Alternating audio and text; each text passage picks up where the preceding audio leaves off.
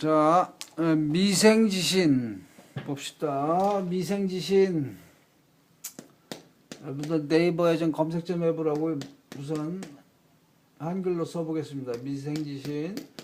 미생의 믿음. 꼬리 밑자. 그 다음에 날생자. 믿을 신자.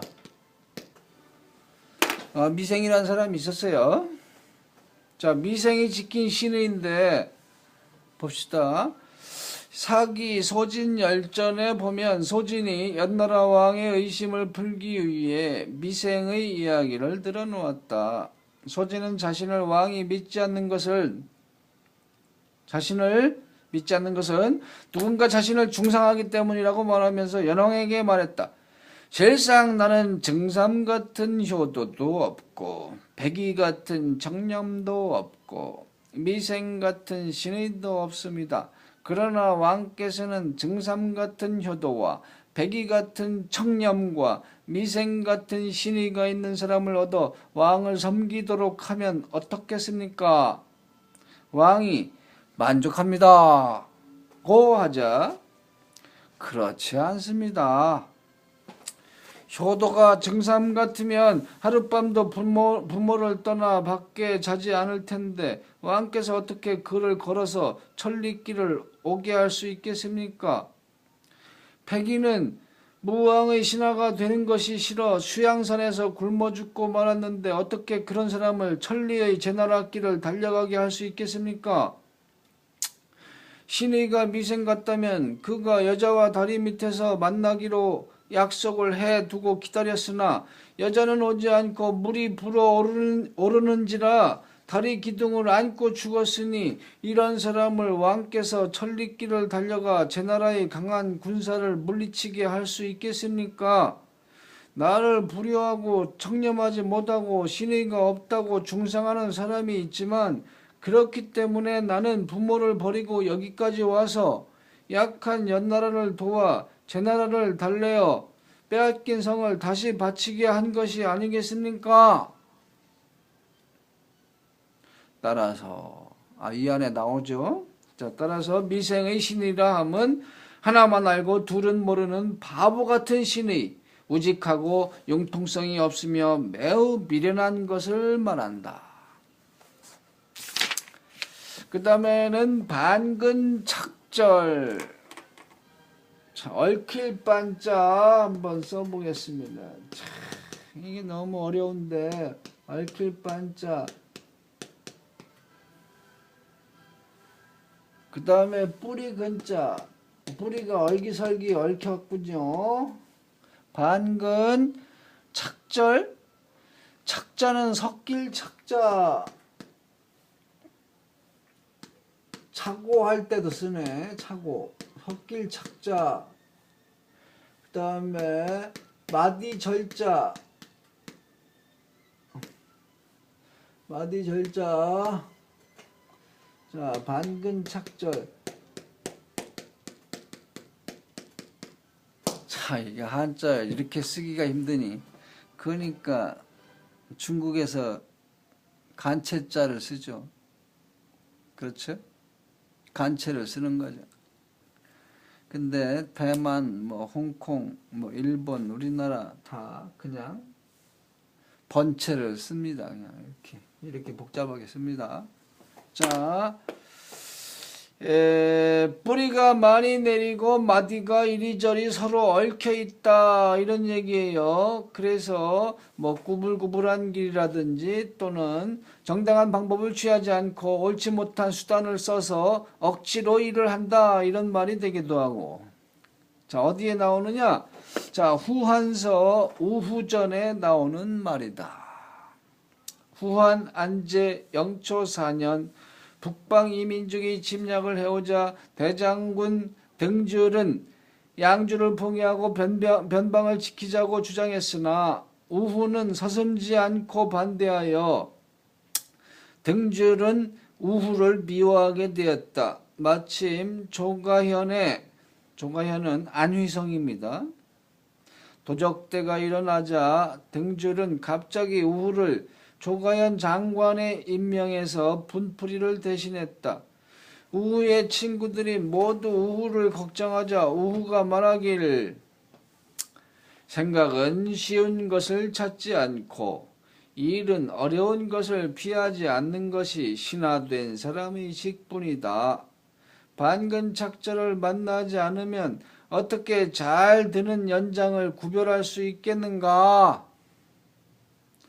조가에 부임한 후 우후는 지혜와 용맹으로 도적을 평정했다.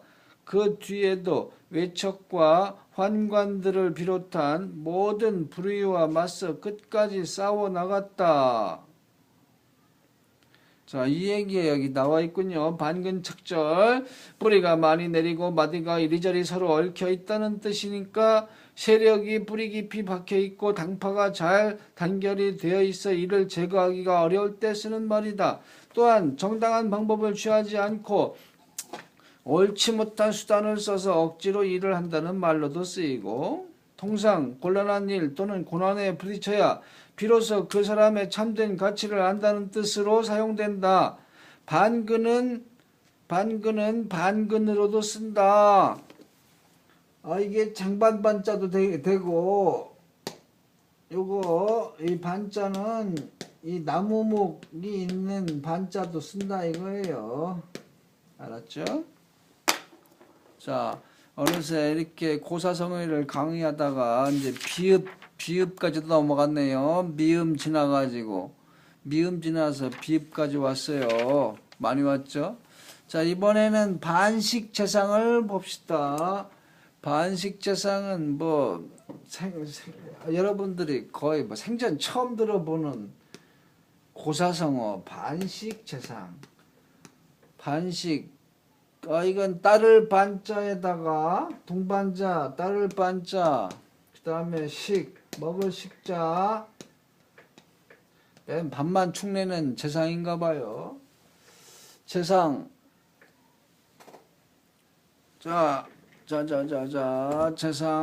재상 한번 써봅시다. 재상 이런 것도 이렇게 좀 써봐야 나중에 나라의 재상이 되죠, 여러분이. 그렇죠? 나라의 재상이 되려면 이렇게 재상은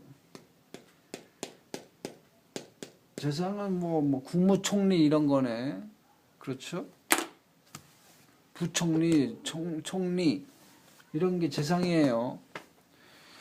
자, 이 재자는 재상재자, 상은 재상상자, 서도상이 아니라 재상상자. 여기서는 밥이나 축내는 재상이다. 유능한 관리 옆에 붙어서 정치에 참여하는 무능한 사람, 반식 대신이라고도 쓰네요. 반식 대신. 이게 당서 노회신 전에 나오는 이야기이다. 당나라 6대 황제인 현종을 도와 당대 최성기인 개원의 치를 연 대신은 요숭이었다.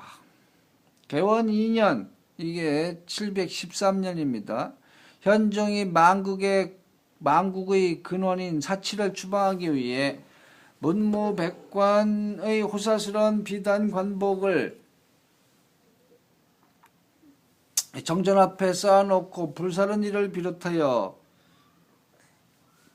조세와 부역을 감하여 백성들의 부담을 줄이고 형벌 제도를 바로잡아 억울한 죄인을 없애고 농병 제도를 모병 제도로 고친 것도 모두 요숭의 진언에 따른 개혁이었다. 이처럼 요숭은 백성들의 안녕을 꾀하는 일이 곧 나라 번영의 지름길이라 믿고 늘 이 원칙을 관철하는 데 힘썼다. 특히 정무재결에 있어서의 신속적확함에는 그 어느 재상도 요숭을 따르지 못했는데, 당시 황문감은 환관감독부서의 으뜸 벼슬이에요. 황문감인 노회신도 예외는 아니었다. 노회신은 청렴결백하고 근면한 사람이었으나 휴가 중인 요숭의 직무를 10여일간 대행할 때 요숭처럼 신속히 재결하지 못함으로 해서 정무를 크게 정체시키고 말았다.